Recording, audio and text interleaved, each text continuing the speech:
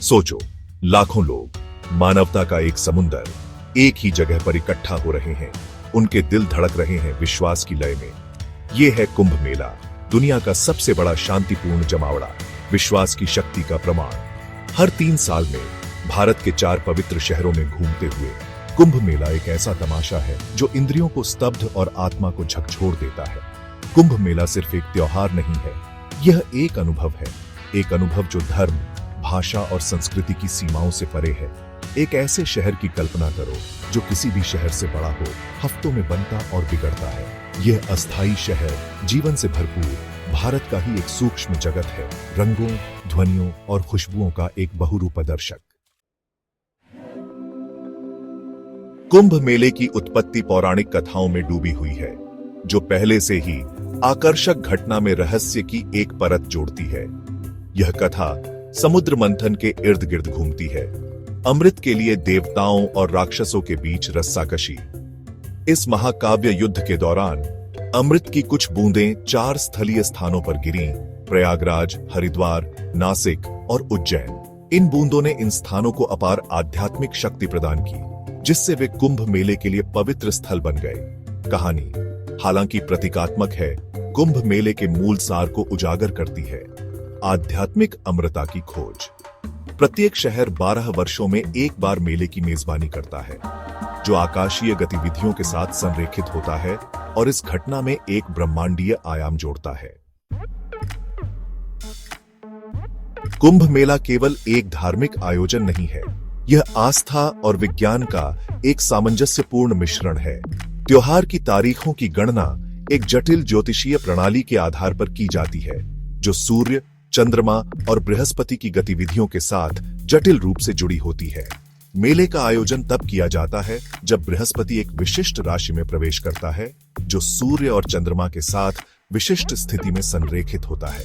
माना जाता है कि यह आकाशीय संरेखण एक शक्तिशाली आध्यात्मिक ऊर्जा पैदा करता है, जो नदियों की पवित्रता को बढ़ाता है। ज्योतिषी और पुजारी शुभ स्नान तिथियों, जिन्हें शाही स्नान के रूप में जाना जाता है, को निर्धारित करने के लिए मिलकर काम करते हैं, जब माना जाता है कि नदियां सबसे शक्तिशाली होती हैं। यह सभी चीजों की परस्पर संबद्धता पर जोर देते हुए ब्रह्मांडीय लय के साथ मानव जीवन को संरेखित करने के प्राचीन भारतीय ज्ञान को प्रदर्शित करता है।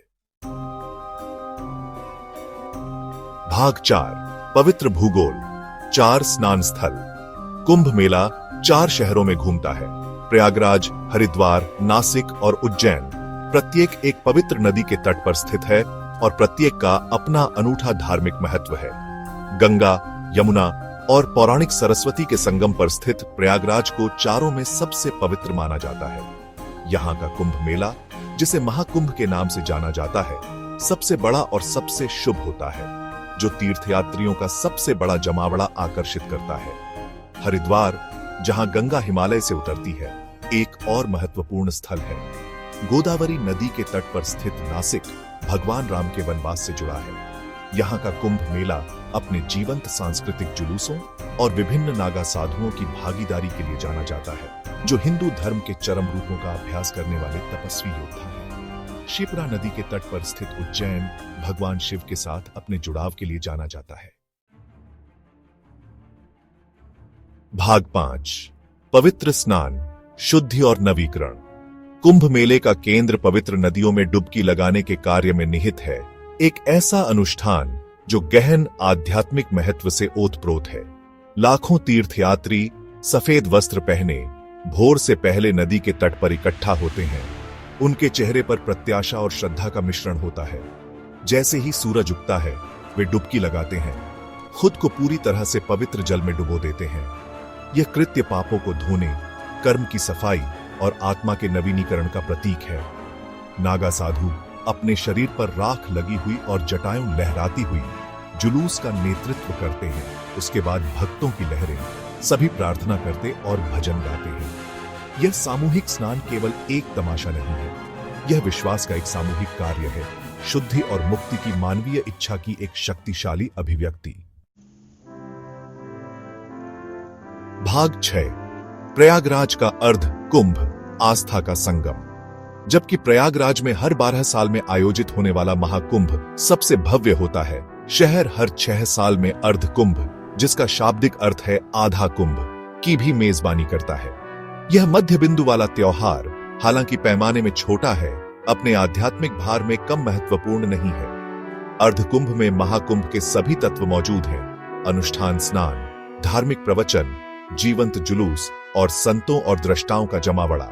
कुंभ मेले के 4 स्थानों में सबसे शुभ होने के कारण प्रयागराज अर्धकुंभ के दौरान विशेष रूप से बड़ी संख्या में तीर्थयात्रियों को आकर्षित करता है। शहर संस्कृतियों, भाषाओं और परंपराओं के मिश्रण में बदल जाता है, जो विश्वास के सामान्य सूत्र से एकजुट होते हैं। अर्धकुंभ समय की चक्रीय प्रकृति और आध्यात्मिक ऊर्जा के निरंतर प्रवाह की याद दिलाता है।